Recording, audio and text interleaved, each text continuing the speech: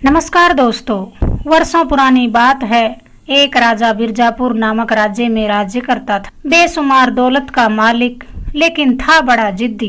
एक रात उसे सौपन आया कि एक बगीचे में मोर के पंख जैसे फूल खिले हैं। सुबह राजा ने दरबार लगाया। बड़े बड़े विद्वानों, ज्योतिषियों को, सौपन का अर्थ बताने वाले लोगों को आमंत्रित किया। अपने सपने का मतलब पूछा तो सभी सोच में पड़ गए। फिर राजा से कहा, महाराज, इस सपने का तो कोई मतलब नहीं और हर सपने का मतलब होता भी नहीं। लेकिन राजा ने जिद पकड़ ली।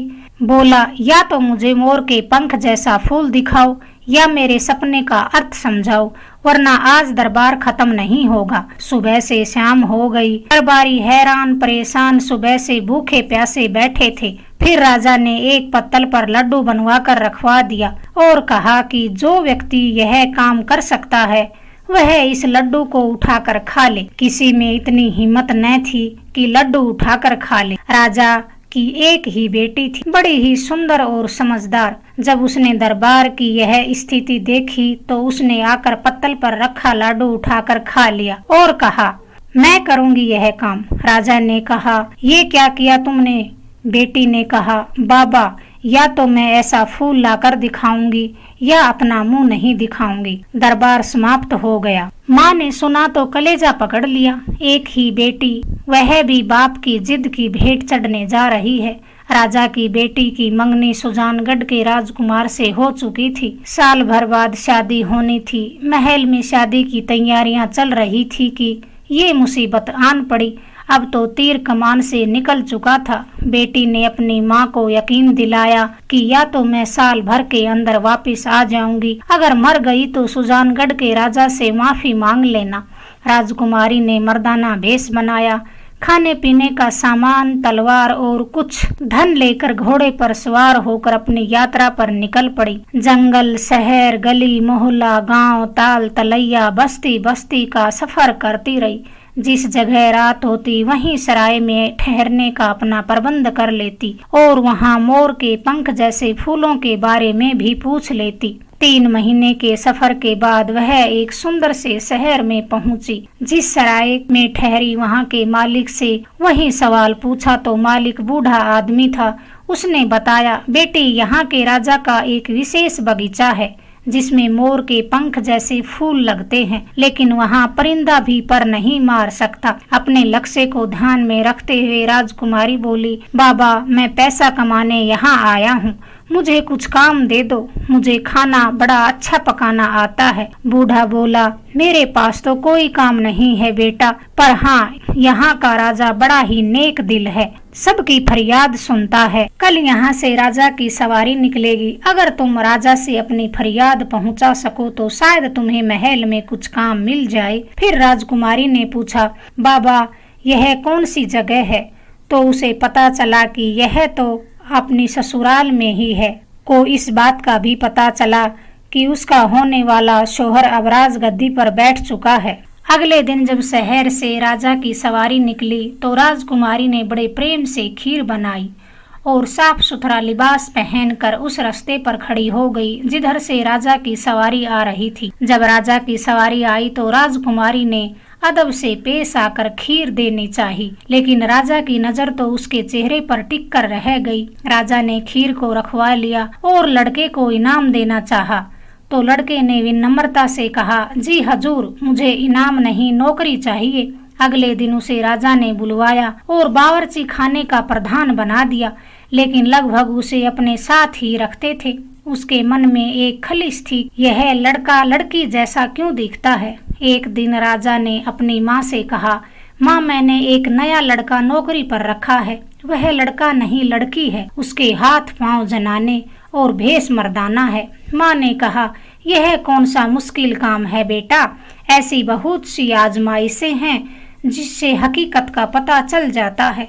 ऐसा करो कि एक बाजार लगवाओ, एक तरफ हथियारों की दुकान और दूसरी तरफ सुंदर सुंदर जेवरों की दुकान लगवा दो और उस लड़के को वहां घुमाने के बहाने ले जाओ। लड़की होगी तो जेवरों की तरफ देखेगी और अगर लड़का होगा तो हथियारों की तरफ देखेगा। राजा ने ऐसा ही किया, लेकिन जब राजा उस राजकुमारी को घुमाने के लिए ले गया तो राजकुमारी ने जेवरों की तरफ देखा तक नहीं, हथियारों के बारे में ही राजा से बातें करती रही। वह राजा की चाल को समझ गई, हर फन में माहिर थी। राजा ने आकर अपनी माँ को सारी कहानी बताई तो माँ ने कहा, कल शाम उसे अपने साथ खाने की दावत दो और खाने में तेज मिर्च डलवा दो। लड़की होगी तो आंसू आएंगे और सी सी करेगी, अगर लड़का होगा तो उफ तक न करेगा। राजा ने ऐसा ही किया, लेकिन बावर्ची खाने के एक नौकर ने अपने प्रधान को यह बात बता दी कि आज 2 लोगों के खाने में अधिक मिर्च डलवाई गई है। राजकुमारी सारा माजरा समझ गई। उसने एक नौकर को कुछ धन देकर मुंह को सुन्न करने की दवा मंगवा ली। जब राजा ने राजकुमारी को अपने साथ खाने पर बुलाया तो राजकुमारी ने वह दवा अपने मुंह में लगा ली। खाना शुरू ही किया था कि राजा का बुरा हाल हो गया, लेकिन राजकुमारी ने उफ तक न की। राजा ने आकर माँ को सारी बात बताई। माँ ने कहा, बेटा अब छोड़ो अपनी जिद, वह लड़का ही होगा। राजा अब पूरी तरह राजकुमारी पर एतबार करने लगे। तो एक दिन राजकुमारी ने कहा, सुना है आपका एक विशेष बगीचा है, आप वह मुझे नहीं दिखाओगे? राजा ने शर्मिंदा होकर कहा, क्यों नहीं? फिर फौरन राजकुमारी को उस बाग में ले गया जहाँ मोर के पंख जैसे सुंदर सुंदर फूल लगे थे। ऐसा लग रहा था जैसे जन्नत जमीन पर उतर आई हो। राजकुमारी बोली, मन करता है यहाँ रोज आऊं। राजा बोला, किसने रोका है आपको? जब चाहे आप आ सकते हो। वहाँ के पहरेदारियों को भी राजा ने समझा दिया कि इन साहब को बाग में आने से कभी न रोका जाए। राजकुमारी की तो दिल की मुराद पूरी हो गई। एक दिन 2 फूल तोड़कर कपड़ों में छुपा कर ले आई। सब सो गए तो राजा के नाम एक खत लिखकर अपने बिस्तर पर रख दिया और महल से चुपके से निकल गई। सराय से अपने घोड़े पर सवार होकर सुजानगढ़ की सीमा से दूर निकल गई। और सिपाहियों ने उसे राजा के साथ देखा था तो सिपाहियों ने भी उसे नहीं रोका। अगले दिन राजा ने प्रधान को याद किया तो नौकर ने खत लाकर राजा को पकड़ा दिया, जिसमें लिखा था, मैं बिरजापुर की राजकुमारी हूँ, आपकी मंगेतर। आपने मुझे बहुत आजमाया लेकिन पहचान नहीं पाए। मैं इसका बदला जरूर लूंगी। जब तक आपकी 4 तलाक नहीं करवा दूंगी आपके पास नहीं आऊंगी। राजा को बड़ा गुस्सा आया। फौरन वह खत ले जाकर अपनी माँ को दिखाकर कहा, मैंने कहा था यह मर्द नहीं जनानी है, लेकिन आपने कभी मेरी ऊपर यकीन नहीं किया। वह सबको चूना लगा गई और ऊपर से धमकी भी दे गई। मैं भी कसम खाता हूँ, जब तक उसका 2 चुल्लू खून नहीं पी लूंगा चैन से न बैठूंगा। आप फौरन उनके यहाँ पैगाम भेजे कि हम इसी माह बारात लेकर आ रहे हैं। उधर राजकुमारी की वापसी की खुशियां मनाई जा रही थी कि ये पैगाम आ गया। राजकुमारी सारा माजरा समझ गई।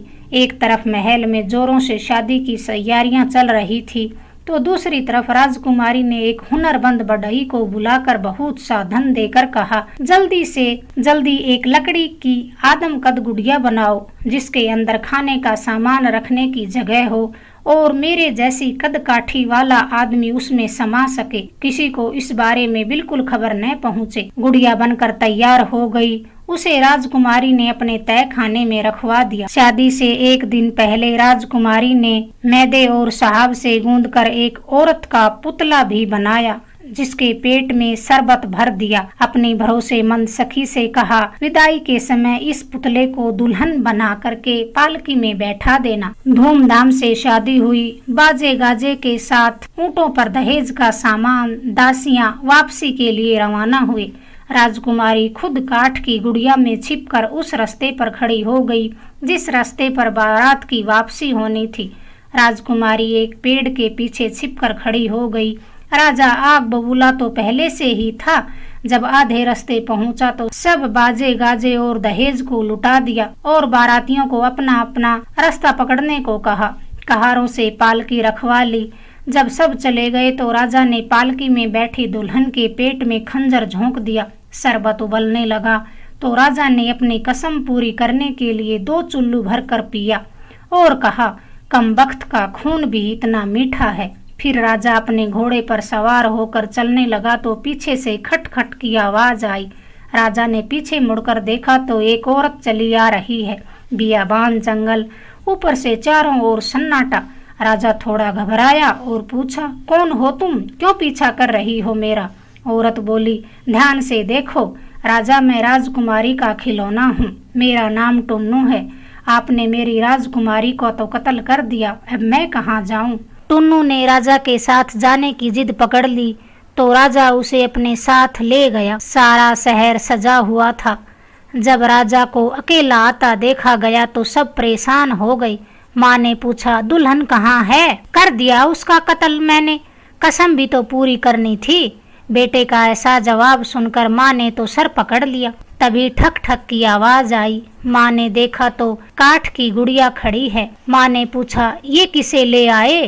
राजा ने कहा, जाने कौन भला है, पीछा ही नहीं छोड़ती। तब टुन्नू बोली, अम्मा मैं राजकुमारी का खिलौना हूँ, मेरा नाम टुन्नू है। राजा ने मेरी राजकुमारी का तो कत्ल कर दिया, अब मैं कहाँ जाऊँ? राजा ने कहा, मैं तुम्हें तोड़कर फेंक दूंगा या जला दूंगा। माँ ने कहा, खबरदार, जो ऐसा सोचा भी, बहू तो नहीं आई, उसके खिलौनों से ही मैं अपना मन बहला लूंगी। दिन भर टुन्नू राजा की माँ से बातें करती। इस तरह जल्दी ही वह माँ की चहेती बन गई। जब सब सो जाते तो राजकुमारी काठ में से निकलती, खाने पीने का सामान खाने में रखती और कमरा बंद करके सो जाती। सुबह सबके उठने से पहले काठ में घुस जाती। इस प्रकार 5 महीने बीत गए। एक दिन राजकुमारी ने अम्मा से कहा, अम्मा जी, आप राजा साहब की शादी कर दीजिए। दासियों के साथ कब तक तन्हा रहेंगी? बहू आएगी तो महल में रौनक हो जाएगी। अम्मा मान गई और अपने ही मंत्री की बेटी के साथ राजा का रिश्ता तय कर दिया। जोरों से तैयारियां होने लगी। अब शादी को 2 दिन ही बचे थे तो राजकुमारी यानी टुन्नू बोली, अम्मा अगर आप इजाजत दें तो मैं नदी पर जाकर अपना काठ धो आऊं। अम्मा बोली, नहीं पगली, तुम कैसे धोओगी? मैं किसी दासी से धुलवा देती हूँ। टुन्नू बोली, नहीं अम्मा, मैं किसी को हाथ नहीं लगाने दूंगी। कहीं मेरे कल पुर्जे टूट गए तो मेरा क्या होगा? आप तो बस बेसन और चमेली का तेल मेरे हाथ पर रख दीजिए, मैं खुद ही नहा आऊंगी। अम्मा मान गई। टुन्नू खटखट करती हुई सुनसान नदी के किनारे पहुंची।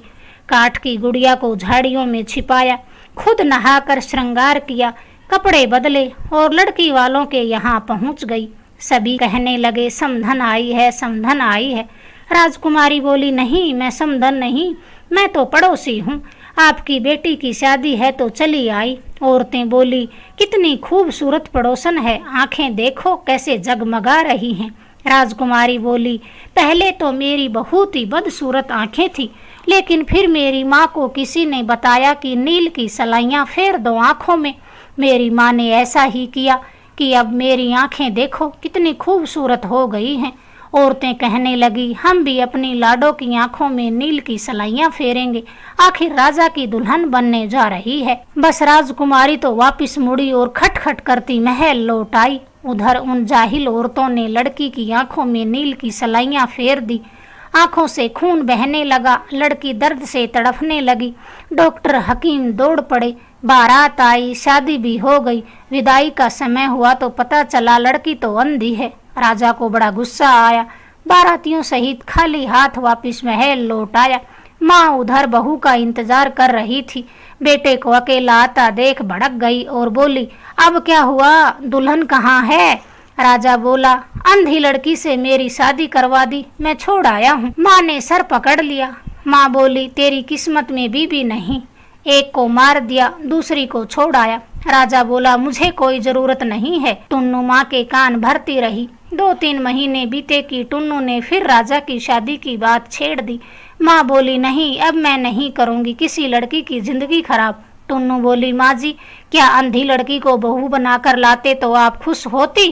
टुन्नू की बात सुनकर माँ राजी हो गई और अब की बार एक अमीर घर की लड़की के साथ राजा का रिश्ता तय कर दिया। लड़की को अच्छी तरह देख दाख कर शादी की तारीख भी पक्की कर दी। शादी के 1 दिन पहले फिर टुन्नू काठ धोने के बहाने महल से निकली और लड़की वालों के यहाँ पहुँच गई। खूब खातिरदारी हुई।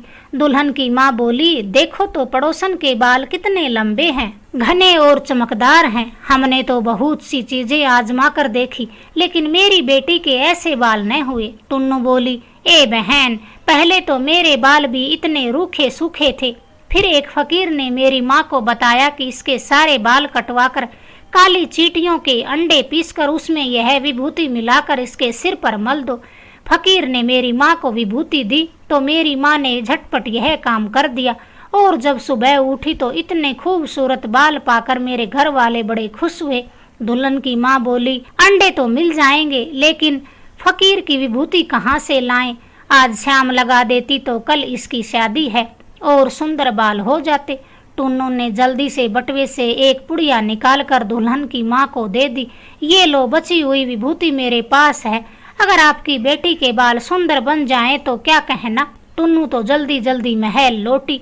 उधर दुल्हन की माँ ने दुल्हन के सिर पर उस्तरा फिरवा दिया और रात को लेप लगा दिया तो दुल्हन दर्द से तड़फ उठी। सुबह उठकर देखा तो पूरे सर पर फोड़े फुंसी उभर आए थे। बारात का दिन था, जैसे तैसे शादी हुई। एक औरत जो लड़की वालों की पड़ोसन थी, उसने राजा के कान में धीरे से आकर बताया कि दुल्हन तो गंजी है और सिर में फोड़े फुंसी भी पड़े हैं। वैद ने कहा है कि अब कभी उसके सिर पर बाल नहीं आएंगे। राजा ने तो गुस्से से अपना सेहरा नोच लिया और बारात के साथ वापिस अपने महल खाली हाथ लौट गया। माँ ने हजारों बातें अपने बेटे को सुनाई। राजा बोला, मैं बंदरिया से शादी कर लूंगा लेकिन उस गंजी से नहीं। खैर, माँ ने तहकीकात कराई तो सच्चाई का पता चल ही गया। भगवान की मर्जी समझकर चुप हो गई। लेकिन कुछ समय बाद टुन्नू ने फिर वहीं शादी का जिक्र छेड़ दिया। पहले तो अम्मा ने साफ मना कर दिया लेकिन फिर मान गई। अमीर घर की एक लड़की देखी गई। शादी की तारीख पास आई तो टुन्नू फिर काठ धोने के बहाने महल से बाहर चली गई और पहुंच गई लड़की वालों के घर। सबने खूब आव भगत की। राजकुमारी बोली, अगर लड़की सुंदर न हो तो राजा वहीं छोड़कर चले जाएंगे। दुल्हन की चाची बोली, लड़की हमारी बहुत सुंदर है लेकिन दांत टेढ़े मेढ़े हैं, मगर आपके दांत तो बड़े सुंदर मोतियों के समान चमक रहे हैं। कोई नुस्खा हो तो बताओ। अभी 2-3 दिन और बचे हैं शादी को, अभी हम भी कुछ कोशिश करके देख लेंगे। टुन्नू बोली, मैं क्या बताऊं, पहले तो मेरे दांत भी ऐसे ही टेढ़े मेढ़े पीले थे, ऊपर के दांत तो मेरे मुंह से बाहर निकलते थे। मेरी माँ मुझे एक फकीर के पास ले गई तो उन्होंने मुझे एक मंजन दिया था और कहा था रात को सोते समय दांत उखाड़कर ये मंजन लगाकर सो जाना। मेरी माँ ने ऐसा ही किया। दर्द तो बहुत हुआ लेकिन सुबह ये चमकदार दांत पाकर मैं अपना सारा दर्द भूल गई। दुल्हन की माँ बोली, पर वह मंजन हमें कहाँ मिलेगा। टुन्नू ने जल्दी से एक मंजन की पुड़िया निकाल कर दुल्हन की माँ को दे दी। टुन्नू तो लड़की वालों को एहसान के बोझ के तले दबाकर चुपके से निकली। उन्होंने उसी रात लड़की के दांत उखाड़ दिए और मंजन मल दिया। सुबह देखा तो लड़की का सारा मुंह सूजा हुआ था। बात छुपा दी गई, शादी हो गई। फिर किसी ने राजा के कान में दुल्हन की हालत बता दी। राजा ने तो वहां तमाशा खड़ा कर दिया और छोड़ आया वहीं दुल्हन को। माँ ने पूछा तो राजा गुस्से से कुछ न बोला। राजा ने अपने आप को एक कमरे में बंद कर लिया और टुन्नू के बारे में शक पैदा होने लगा। उसे राजकुमारी का खत और उसमें लिखी कसम याद आई।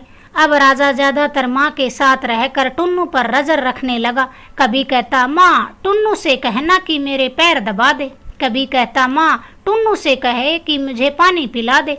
टुन्नू कहती, देखो माँ जी, पैर दबाऊंगी तो मेरे कल पुर्जे ढीले न हो जाएंगे। माँ राजा को डांटते हुए कहती, इसे परेशान मत करो, ये मेरी तन्हाई की दोस्त है, बहू तो आई नहीं, ये टूट फूट गई तो कैसे दिन काटूंगी। लेकिन राजा तो ताक में थे। एक दिन राजा अपनी माँ के कमरे में सो गए। टुन्नू का भूख से बुरा हाल था। काफी देर बाद भरोसा हो गया कि सब सो गए हैं तो काठ से निकली और धीरे धीरे बावर्ची खाने से खाने का सामान लेकर लौट ही रही थी कि राजा ने पीछे से आकर राजकुमारी की कलाई पकड़ ली। राजा बोला, कब तक बदला लोगी मुझसे? अब तो तुम्हारी कसम भी पूरी हो गई। मैं हारा, तुम जीती, अब तो आओ। राजकुमारी बोली, बारात लेकर आना। और उसी समय राजा का एक घोड़ा लेकर अपने वतन को लौट गई। सुबह राजा ने अपनी माँ को सारी बात बताई। माँ बड़ी ही खुश हुई। शादी की तैयारियां होने लगी। चारों ओर खुशियां ही खुशियां छा गई। राजकुमारी दुल्हन बनकर के राजा के पास आ गई और उन तीनों लड़कियों का अच्छे वैद्य से अपने खर्चे पर इलाज कराकर अमीर घरों के लड़कों से शादी करवा दी उसके बाद राजा और रानी खुशी खुशी अपने महल में रहने लगे। अगर आपको हमारी कहानी पसंद आई प्लीज हमारे चैनल को लाइक करें, शेयर करें, सब्सक्राइब करें। धन्यवाद दोस्तों।